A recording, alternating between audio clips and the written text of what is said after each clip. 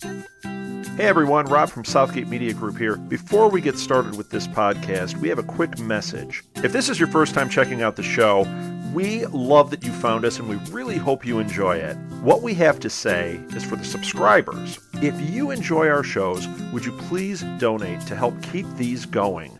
We don't want to have to put traditional ads on these shows, but this does cost money. So we really do rely heavily on donations. To make a donation to the show, please go to our website, www.southgatemediagroup.com. Go to the page for the show, and in the upper right-hand corner is a donate button. It takes you right to PayPal, and you can donate whatever amount you want. Thanks a lot for listening, everybody. And now, on with the show.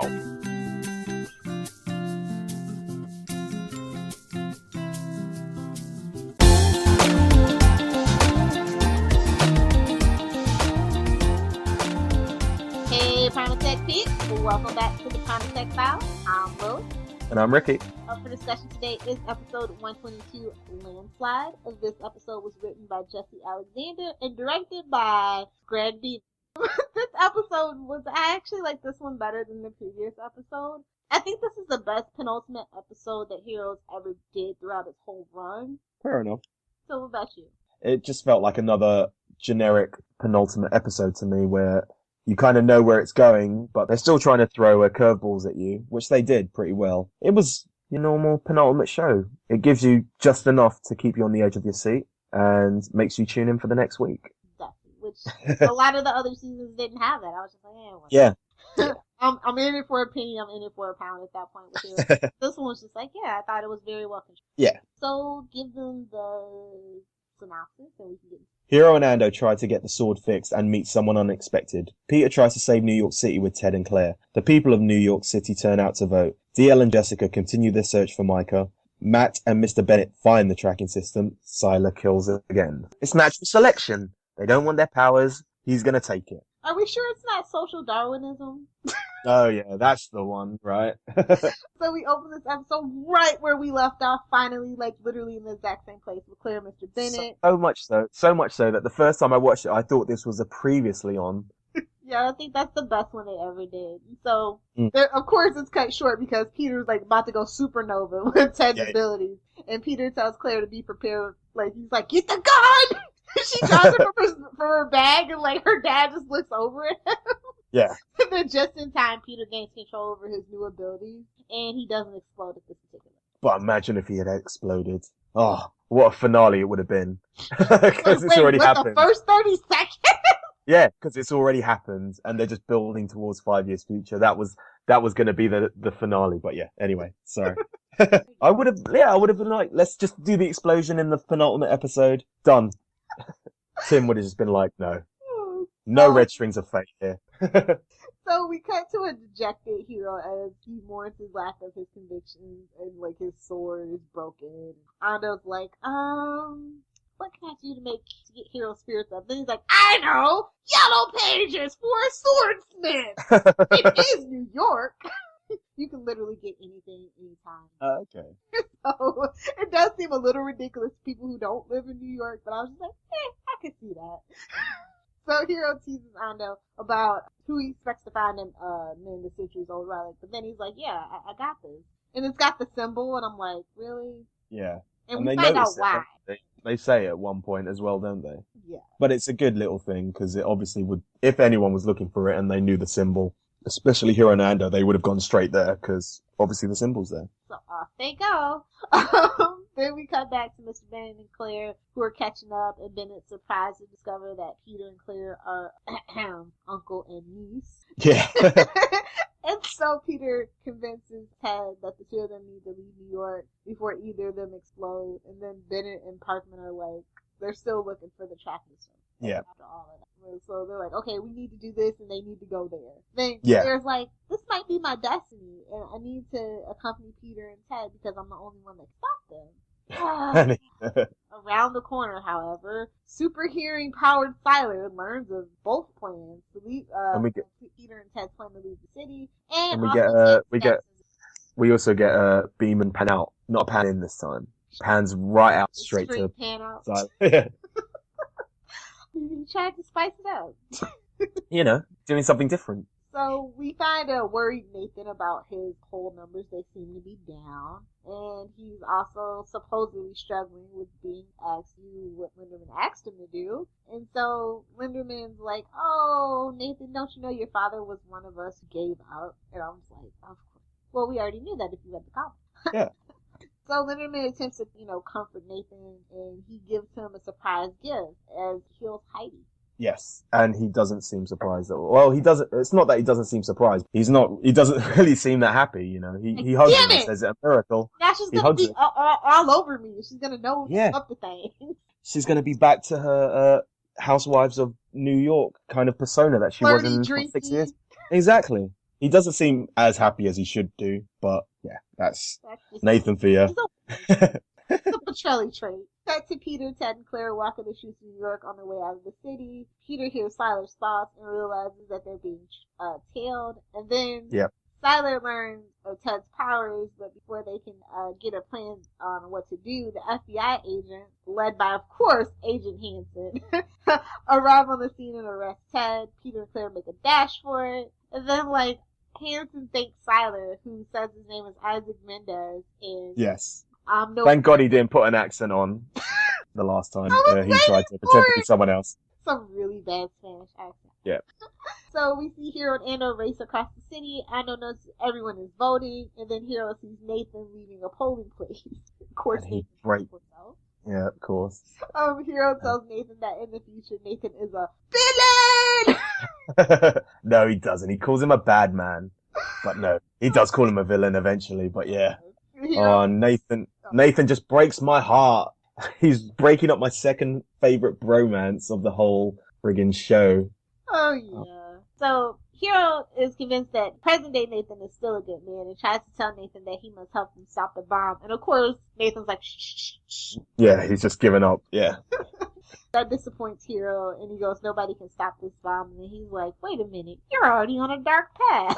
That was the best scene. He's just trying to get away from him at that point. Yeah, but it's nice seeing the difference between them. Like, obviously, Hiro's going to do anything to try and stop the bomb and trying to stop the future, whereas Nathan's obviously resigned himself to the fact that it's going to happen because he believes it's going to happen. So, yeah. He just looked at Hiro, though, when he got into his car, like, haters don't hate. What you gonna do? It was just like the most odd scene ever as he's, yelling at him. Yeah. He's just driving away.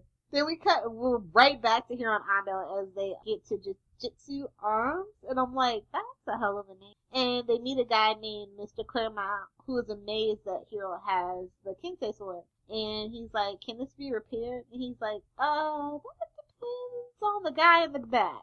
And the guy in the back just happens to be Kato Nakamura, who is Hiro's father. Yes. He asked for a word with his son. And then Ando's like, bro, you gotta save me. We ain't got time for this. That was so funny. Well, no, in my mind, if Hiro had a word and his dad had persuaded him to go home, then Ando would have gone with them. So he would have been saved eventually. He would have been saved either way. But yeah. He's obviously not thinking that way. I know I die in the future if we don't. Yeah. So, yeah, Hiro goes to talk to his dad out of respect, and then Ando's like, yeah, okay, I got something. Cut to the company New York headquarters at Kirby Plaza facility. We see Candice still has Micah as a prisoner. Candice gives Micah some comments, including, oh my god, I totally freaked out when I saw this, Silver Surfer #1.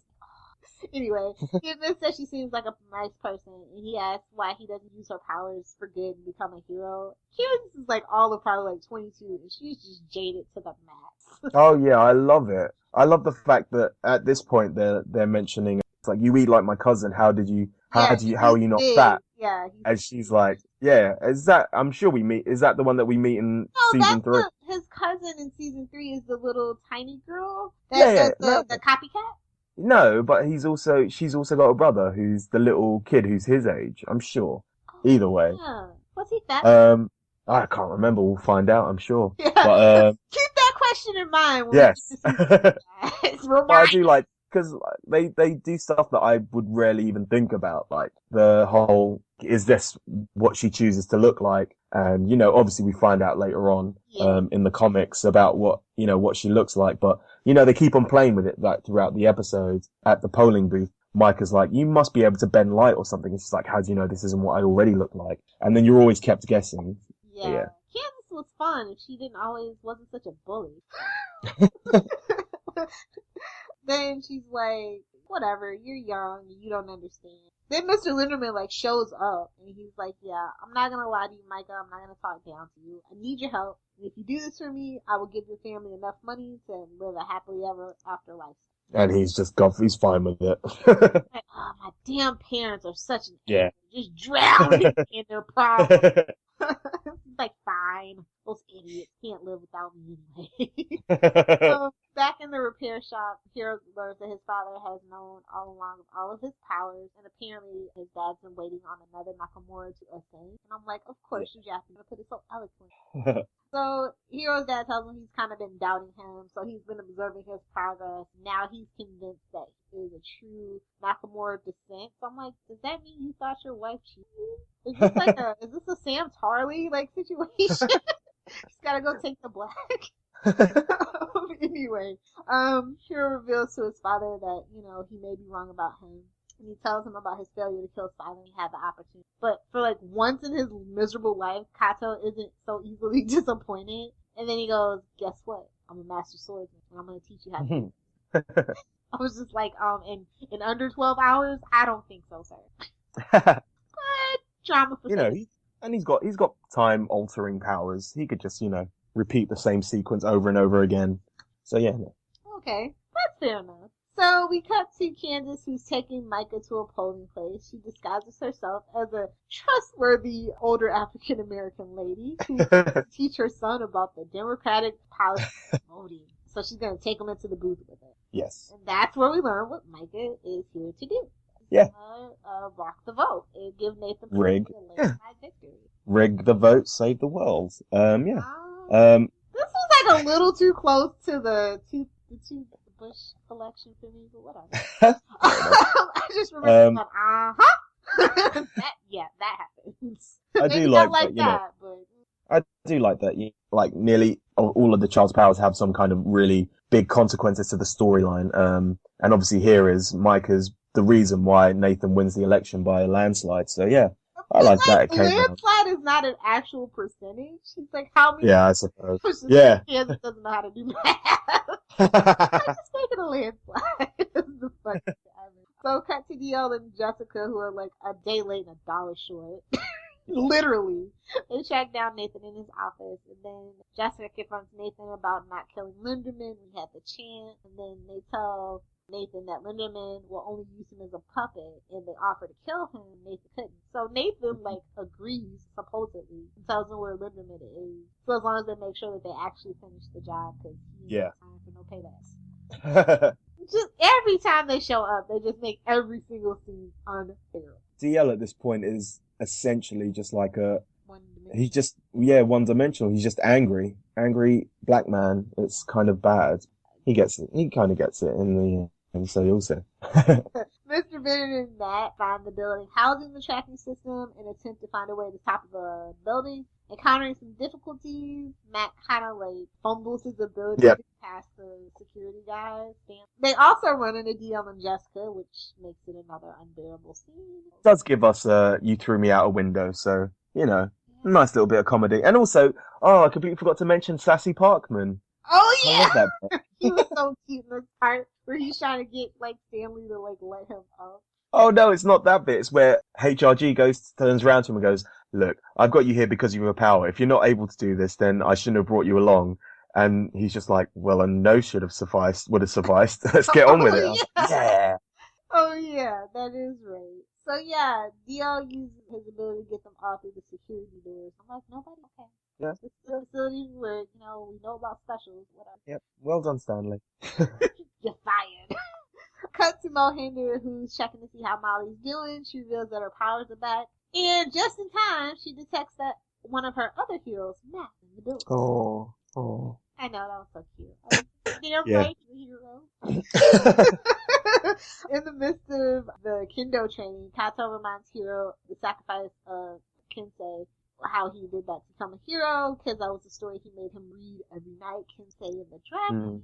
I like the little narration that, yeah. cute. So Hiro, that story helps Hiro realize that he has to have the inner strength to face evil head on and make the ultimate sacrifice to save his loved ones. So yeah, that was it. Bennett and Parkman reached where the tracking system, quote unquote, is. Yep. But guess what? Thompson's one step ahead of them. He's gonna ambush him. But guess what? HRG is one step ahead of him, and he's gonna ambush him. Exactly. In quick drama. I love that little quick scene because you think it's gonna play on for so long. He's like, nah, it doesn't. Yeah. Boom. Yeah. I was like, empty the clip, son. Empty the clip. After they take care of Thompson, they go into the room where the tracking system is housed, and they discover that it's Molly. Now, Mr. Bennett knew it was a person. He didn't know it was a little girl. But he still wants to kill her because Claire. Yes. And you're just like, okay, now I'm not cool with this relationship. So Matt is livid, and he's just like, you can't kill a child. And then he gets knocked unconscious by Mohinder. And Mohinder draws a gun on Bennett, and Bennett draws a gun on Molly. And I'm just like, I love you, HRG, but this is so not cool right now. And that is where they stay for the entire rest of the episode. Until it's like... like, what the hell? The night falls, and then we see Ted being escorted out of the city in an armed police van. And of course, Sylar is just sitting in wait. Yep. And flips it, and he gets Ted's ability. Yeah, Ted seems really pathetic at this point. He's like, I'm hurt. Oh, man, it's like that bit just seems really comedic, like where he's saying he's hurt. Little like, legs are kicking. yeah. And it's just like not the best death scene for someone whatsoever.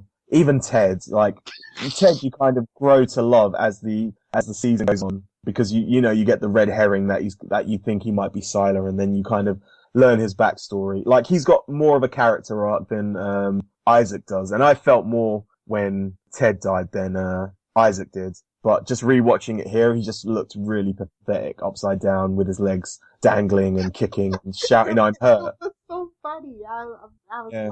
Sorry. So I was just like, poor Ted. I know the things that they did to Ted. It would be funny if it wasn't so sad. I know, right? Forget poor Parkman, poor Ted. I mean, I guess they had Parkman being kind of competent. Badass, yeah. They had Sassy Parkman, so they had to have someone be poor. Exactly. So then, like, Sylar has Ted's powers. That's not good. Then we cut to Hiro and his dad talking about how they're going to defeat Sylar. He's like, all right, I'm all set. We're going to do this. And then he comes out and he asks about Ando. And Ando, like, left. Yeah. He's like, he bought a sword and he went to go hunt down Sylar. And then he goes, dude, Ando's going to die if he faces Sylar. And Hiro's like, oh no. And off he goes after Ando. Cut to Agent Hansen arriving at the crime scene of the flip van and Ted's brainless, headless body. She's like, damn it! No, what is it? Two guards are like looking at him going, oh, did this happen because of the accident? And then she just walks past like how the else scene. would it happen? And she's like, you don't want to know. Yeah, you messed up again, girl. Then we never saw Clea Duvall again. Until pilot season 2015. Yeah. So yeah, this is kind of funny though because the flip van is actually what holds up Peter and Claire because that makes them stuck in traffic. Yeah. They get up out of the car, which is always a bad idea, and they discover the scene, and then they realize that Sylar struck him, and then Peter also realizes that the explosion could possibly be caused by Sylar. By Sylar. Well, I'm assuming at this point he's hoping it's Sylar and not him because he wants to be a hero. So yeah. So Claire tells Peter he has to stop Sylar, but Peter doubts he has the ability to do so because, well, I wouldn't say that he necessarily kicked his butt. They both kind of fell off a rooftop, and that was you know, all that happened was some locker doors flew at him. He ran, then he peekabooed out from somewhere, and they both fell off the thing. Yeah, so I don't know. It's not exactly the same. Well, he also got really, really sick because Sylar has all those powers too. Yeah. I don't know. But I don't know why he's not more confident at this point, because, you know, he's got more powers. He's able to control them a lot better. But he obviously doesn't know. He obviously doesn't know how many powers Sylar has, so he doesn't know the extras that he can technically have. But I think they kind of didn't really explain. Obviously, we know he's a sponge, and so we know that he's got Sylar's powers at this point, but he doesn't really need them because, you know, he he already has a way to get other people's powers. But they kind of explain it as they go along in like season 4, I think it is. Yeah. But yeah. So yeah, then we cut to Linderman's office where DL and Jessica surprise him. He's trying to make arrangements for the Petrelli family to be helicoptered out of the city as long as they're not late. Yep. Then like they slam Our Linderman favorites. against the wall. Then our favorites join the furore and flam. Yeah. Yeah, so they kind of like take out their like little disagreement. They're like, you're playing God with our lives. What gives you the right? And DL's like, I'm gonna kill you, and he's like, no, you're not. And you're never gonna see Micah again because Nikki's gonna kill you. Yeah, Jessica. Yeah. And like, so he offers up all this money, and then you see Jessica just wants to take the money and kill him and be done with it, and then he relinquishes control back to Nikki. And so DL uses that distraction to smash but not before he got shot. No, he uses that distraction to step in front of a bullet aimed at Nikki. And then I don't know how he was able to get the jump on Linderman at this point, but yeah, he smashes his head in. Yeah. I don't know. He phases through something, like something then pops back up again. I don't know, but yeah. So I was hoping, well, let's just say he was severely injured and Linderman But the death of Linderman doesn't really, like, you think he's like essentially like the mini bad or the big bad of the show. But it's not going to stop the explosion. But also it's like he was only introduced 4 episodes ago. There's no way you're going to feel like any like happiness at him dying at this point because you don't really know much about him apart from like he's been in like maybe 20 minutes worth of the show, just monologuing essentially. And you can't really feel for someone who's going to be monologuing at someone, mainly expositioning at this point. So yeah. Yeah, I was like, oh man, you killed Malcolm McDowell. No, why'd you do that? So we see Nathan wins the election. He gives his official victory address, and he says the name of the episode. Yeah. Did you see my little video of one of the Petrelli boys clapping? No. Oh my god, you got to watch it. It's so funny. Is he like you find or it? Something? No, he just, like they said, you got to clap, but it's got to be really good. And so he just goes for it. Like his hands are like all over the place. It's really funny. And then like halfway through, like the claps start going down, and so he kind of like tones it down a little bit. But yeah, it's hilarious. It's on the Twitter, so yeah, just check it out. But no, the funny thing about this is before he kind of like wheels Heidi out, she's like, I feel stupid being in this wheelchair. He's like, what you do as I say. Well, people don't believe in miracles. Yeah. Relax yourself, little lady. It would have been a good point for her to like just do it anyway. Like do it, yeah. So yeah, it's funny because this is like the last scene. He over the sound of his speech, we kind of see where all our heroes are. It's Peter and Claire trying to leave the city. It's Hiro who pursues Ando. It's Micah who's trapped in Candice's custody. It's Agent Hansen who still looking for Sylar. And it's Nikki. And she won't find her until pilot season 2015.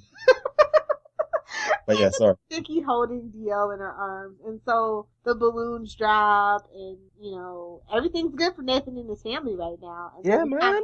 Fade out into the night on a rooftop, of course, because it's 2006. No superhero anything is complete without this shot. A hero or a villain on a rooftop overlooking New York City. And so Tyler's tested his new abilities, and he mutters to himself, boom. And I'm like, that is the corniest thing I've ever seen. And the CGI was so bad, but I just love that scene. I don't care what anybody says. I love it. It's a weird way to end a penultimate episode, but okay. So I am going to go with my rating. I'm just going to go straight into it. I'm going to go with a C+. It's just your typical average penultimate episode for me. It didn't really stand out as much as I remember. Like, I don't really remember this penultimate episode apart from the ending, but that's because I mainly remember the cliffhangers from the show. So yeah, it kind of is just there, and you're just waiting for the finale. But obviously you want to give a higher grade because you love it. Yeah, I'm gonna give this a B+ actually because it's actually well constructed. The pacing is dead on, with the exception of the Sandersons, because that's just the thing. Oh, I thought you were gonna go like the pacing is on, even with the Sanderses. But yeah. No, because they drag down, their presence drags down every single scene. Like, come on, Nathan, he lights up the screen, but when they showed up, I was just like, it's just the thing, because like I said, Linderman is like their whole reason for being, and you know, Yeah. they essentially right now the thing I was hoping for, and this is like just kind of a retrospective thing, is like once they kill Linderman, they could just move on, and we would never have to see them again. So Oh, wow. that's kind of like a retrospective thing. But yeah, Mm. I think it's very well constructed, because Heroes had a hard time with episode structures. Like the pacing Yes. was always kind of laggy. This one was just like boom, boom, boom, boom, boom, Yeah. boom, soft boom from Sylar. Best scene. I'll go with two of them. The ending, because that's all I ever seem to say, because they're obviously cliffhangers, but the ending with just the image of Sylar making his hands pop, and the two Mexican standoffs is what I can call them, with HRG shooting Thompson, and then him and Mohinder standing there for about 15 minutes of the episode. How about you? This is a tough one for me. I think I liked all of Hiro and his father's screen time together. Mm. Because it's like, oh, he loved you the whole damn time. You're just a bumbling idiot, he thought. And now you're kind of coming into your own, and he's here to guide you. And I don't know, it's really touching, because it's more depth to Hiro, you know what I mean? Okay. Lines? No, I have no lines. No lines whatsoever. This one is, Destiny picked you, Hiro. Destiny made a mistake. or better yet, Kansas tells Micah about Linderman. He's gonna heal the world. Micah goes, I didn't know it was. Oh yeah. Oh no, I actually quite like this is the one where she's like, you eat like my cousin. Yeah. He's really fat. Yeah, I like that line, because it kind of intrigued me more into Candice's character at that point. So yeah. And of course, we can't forget the Jessica to Matt. Didn't I throw you out a window? And I go, Oh yeah. yeah. You didn't do a good job of it. He's so like when she threw him out the window, he was at his all-time like most annoying point in all of Heroes.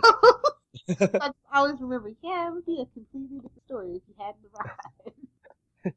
So, okay, most iconic thing about this episode? I think I'll go with the ending, because it kind of sets up where it's going in the next step. Well, it doesn't set up, but it kind of keeps you guessing as to what's going to happen in the next episode. Yourself? Ted's death. Oh. I'm hurt. Help me. Help me. So sad. Oh, bless him. Okay. R.I.P. Ted. Trivia time. Okay, trivia. The only things I have are the place where they rent the car from is next to Jeff's coffee shop, which is obviously a shout out to Jeff Loeb.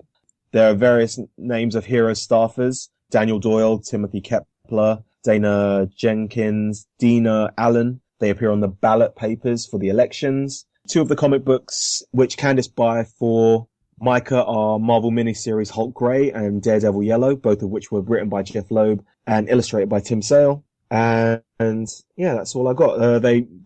The sword that here Ando buys is a Nagamaki. Nagamaki? A Nagimaki. But they mistakenly call it a Nag-I-Maki, I guess. Yeah. Oh, and obviously the episode title refers to Nathan's landslide victory. That he had to mention in his speech. Yes. So we love Nathan. Anyway, so I guess, do we have any listener feedback? Yes, we do. Let me just pull it up. It's from our favorite English Idiot 101, Charlie Rogers. I'm going to read this because literally we got this just as we were about to start the podcast, so I haven't had a chance to read it, so I probably won't say it very well. So I'm just going to read it as I read it. I really like the hard part. Claire and her family have such a good dynamic together, especially Peter and Claire. Matt, HRG, and Ted didn't really do anything in the episode. They should have put it into the next, really. Sylar meeting his mother was an interesting story development for his character, even if the meeting with his mother was downright creepy and psycho-ish. Everybody agrees. But it did show that he does in part want to be a normal person again at one point. Landslide's best storylines for me were Hiro and his dad meeting again, yay for George Takei, and the whole Kirby Plaza meet up with HRG, Matt and Peter and so on. I wish Sylar could have been in this episode a lot more, since he had quite a bit of screen time in the last episode, but him flipping the armored truck and standing on the rooftop with mini explosions are forever lasting images from this episode for me. These episodes are pretty good and build up nicely to the last episode, since everyone is more or less in New York City at this point. So yeah, thanks once again, Charlie. Okay, wait. Petition to make Charlie the employee of the month. Oh man, the employee of the year, totally. She's been with us since the beginning, I'm sure. We've had more people who are starting to join in more and more. But yeah, she's always there with a handout, with a listener feedback and episode feedback, and she's always there at the live tweets, even though she has a job in England, which keeps her off for the first episode. She always comes back in time for the second, so yeah. Okay, I guess it's time for Twitter shout-outs.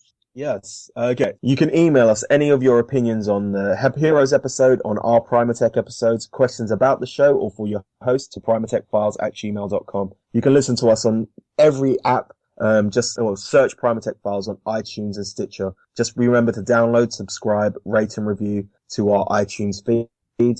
Bookmark our Libsyn at primatechfiles.libsyn.com, or favorite Southgate Media Group on SoundCloud. You can find Southgate Media Group on iTunes for more talk on pop culture and podcasts on various TV shows. And you can find them at southgatemediagroup.com to learn more about the host, keep up to date with podcasts, and read weekly blogs. You can find us on our social media stuff, which is Tumblr, primatechfiles.tumblr.com, facebook.com/primatechfiles. We live tweet 2 episodes every Saturday. Follow Primatech Files on Twitter to find out which eps, and use the hashtag Primatech Files to join the conversation. This week we've done episode 22, which is Landslide, and this week we had the following people who live tweeted, retweeted, or faved anything that went on during the episodes. We have George is Amazed, DC Shatton 86, The J Christmas, Miss Gemini 1978, Nemesis HD, Gaga _K_lover, Demetria Mills 3, Cinzia 667, Sissa G, and English Idiot 101. You can find my writing on qualmmagazine.com and thepeoplesmovies.com. I mainly write at tvbinges.com, where you can find all your binge watching needs and help create your own binge, and we will help promote it for you. Finally, you can find me at Ricky J. Diaz on Twitter, RICKYJDIAZ, or Z if you are American. Woohoo! You can find me on Twitter at Lilith Hellfire. You can find me on Tumblr, LilithHellfire.tumblr.com. And please be sure to swing by my blog, littlepopculturevulture.blogspot.com, a blog dedicated to pop culture junkies and comic book geeks alike. So, it is the end of the podcast, so you know what that means. Don't you want to say it this time? Go on, you say it. Oh, yay. Okay. Download the podcast, save the world.